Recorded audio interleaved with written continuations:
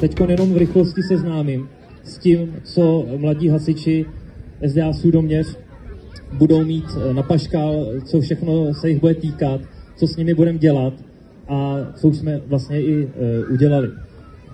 Když vzpomenu vůbec úplný začátek, tak ono s tou myšlenkou mladých hasičů nebo pohrávání si s tím, že mladí hasiči by mohli vzniknout, už jsme začali před nějakými, já nevím, 5-6 lety, ale realizace byla podnícena tím, že nám hlavně v Sudoměři teda zatím se vylíhlo prostě hodně dětí a ten zájem začal trošičku narůstat i mezi dětma prostě nás hasičů. A proto jsme se na jaře 23, to je letos, rozhodli, že uděláme nábor. Ten nábor proběhl, obešli jsme vlastně ves, dali jsme nějaký plakáty, možná jste si jich všimli ve školce na obecních vývězkách a podobně. A vzhledem k tomu, kolik se nám nahlásilo dětí hned na začátek, jsme v červenci, respektive hned na začátku července, vlastně oficiálně založili mladé hasiče první 7 dětí, které se přihlásily. Proběhla nějaká agenda a samozřejmě léto, které je prostě i pro mladé hasiče trošičku volnější. A 28. jsme se sešli vůbec k prvnímu setkání, můžeme tomu říkat trénink, ono vesměs to bylo takový představení, na hasičské dráze v Sudoměři. Seznámili jsme se, zkusili jsme si zapojit pár hadic a tak dále, a tak dále.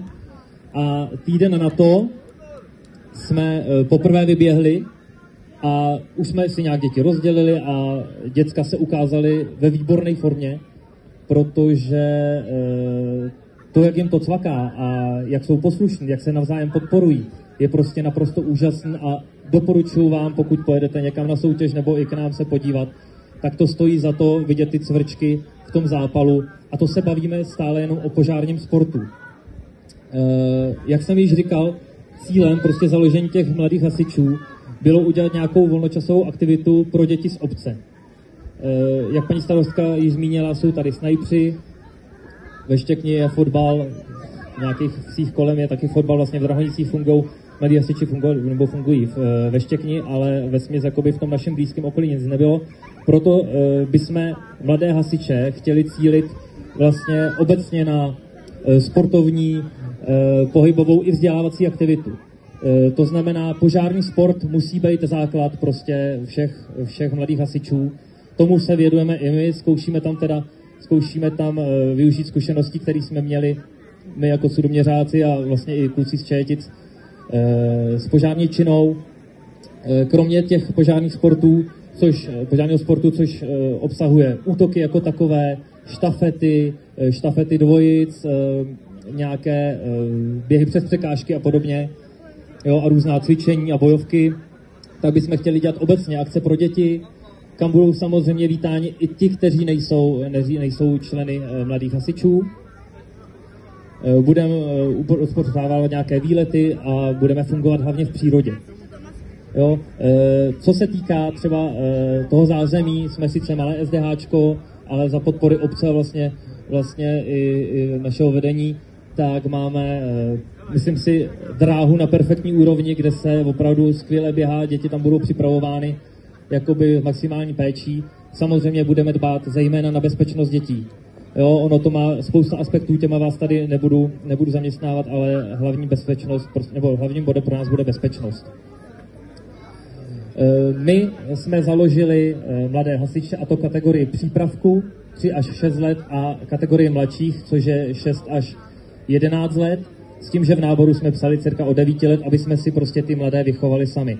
Cirka do 2 let bychom chtěli založit i kategorii starších, což obnáší trošku víc práce, protože ty starší děti už běhají i různé jiné soutěže a různé jiné disciplíny. Ten náš kroužek by měl fungovat celoročně. My se teď scházíme jednou týdně, pokaždé v neděli ve 4 nebo v 5 hodin, vlastně na dráze v Sudoměři, a v zimě se budeme scházet cirka jednou za 14 dní, podle toho, jak se domluvíme, kde a jak, to si ještě povíme dál. Celý vlastně tohleto všechno, co je uspořádáno jako pod mladými hasiči, je vlastně pod patronátem Sdružení hasičů Čech, Moravy a Slezska, to znamená, kdo se stane hasičem, mladým je klasicky hasičem všeobecným. Má to několik povinností, budeme vést kroniku, jo, budeme dělat různé věci, které nám předepisují řády. Je to vlastně i o tom, aby se tam děti naučili povinnostem, naučili se poslouchat a na co budeme pět, jak jsem říkal, kromě bezpečnosti, bude to, aby opravdu ten kolektiv byl kamarádský a aby to fungovalo dobře, aby se děti podporovali. A zatím, co jsme teda měli vlastně možnost vidět se 3krát, tak to splňují bez pochyby. To je tak nějak obecně, kdybyste někdo chtěl třeba něco vědět o mladých hasičích, klidně za mnou přijďte nebo mě kontaktujte a povíme si o tom víc. Proč jsme teda dneska tady? Je tedy ten samotný ceremoniál. Ten ceremoniál bude probíhat tak, že my si přečteme slib hasiče, který je vlastně nutností celého toho ceremoniálu a já pak budu vyvolávat každého z mladých hasičů, který už je našen do sboru, ten předstoupí k nám a bude dekorován paní starostkou a obdrží od pana starosty sboru nějaký věcný dáreček s tím, že by ten dotyčný mu měl podat ruku a říct slovo slibuji, což by mělo jakoby upevnit ten řád SDA Sudoměř a měl by být tímto oficiálně přijat do sboru. Jelikož tady máme opravdu špuntíky, tak stačí, když podají ruku, anebo dovolí panu starostovi, aby jim šáhnul na rameno. Já tedy, jestli mohu, tak přistoupím k projevu slibu hasiče, který se dává starostovi sboru a v závislosti na tom potom budeme vyvolávat děti jako takové. Takže slib hasiče starostovi sboru. Slibuji podáním ruky, že jako člen sboru dobrovolných hasičů si v každé době i v každém ohledu pevně a dobrovolně dostát všem svým hasičským povinnostem a tyto povinnosti věrně plnit. Budu se pevně řídit dle platných hasičských stanov, dle svých nejlepších sil a svého svědomí, ku zdaru hasičské myšlenky.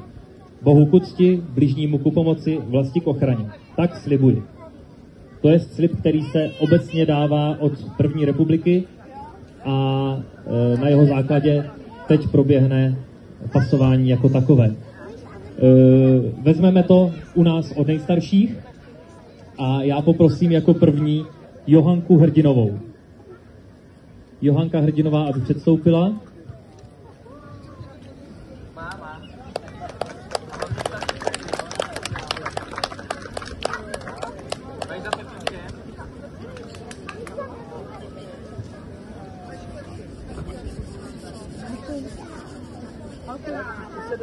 Ani. Co?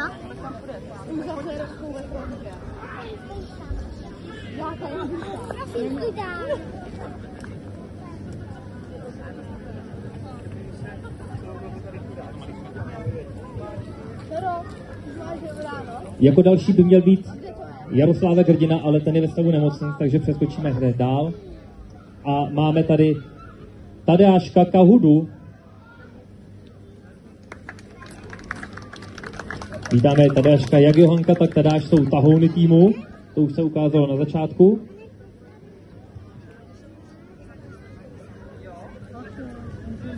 Necutejte si ty ruce.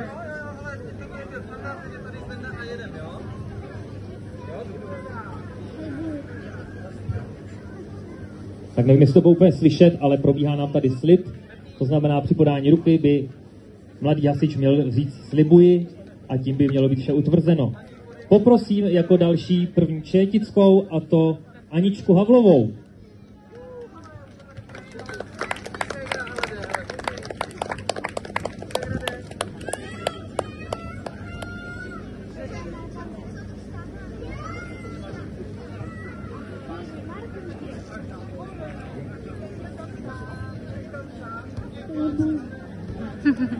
Perfektní, další přijatá hasička. Děkujeme Aničce Havlové.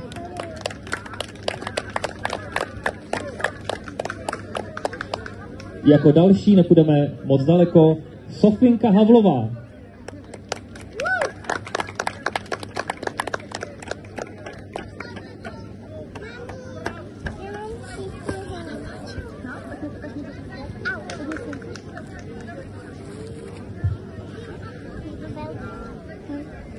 nebojím. Perfektní. Holky Havlů, to jsou požárnice každým coulem.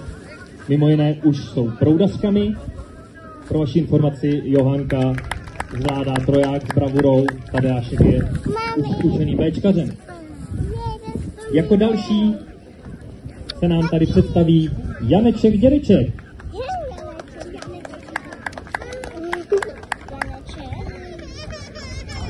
Další chlapík do sboru, poprosím tady paní starostce.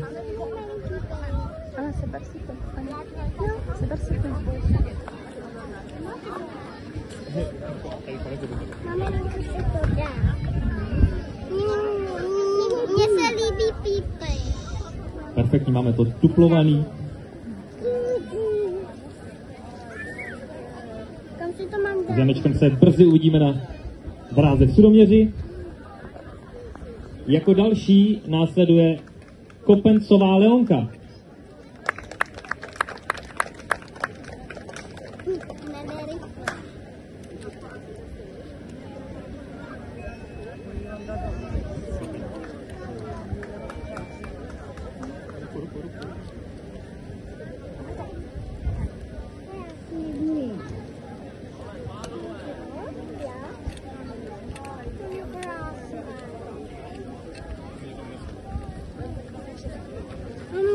Jako další předstoupí Ládík Vrázek.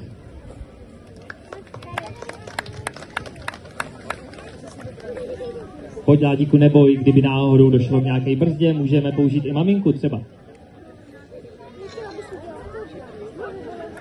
Ve skutečnosti je Ládík strašně rychlej běžec. Nelžu, máme vyzkoušeno, děti prošly prověrkama rychlostníma. Využiju toho, zítra v 16:00 máme trénink, takže on určitě šetří síly.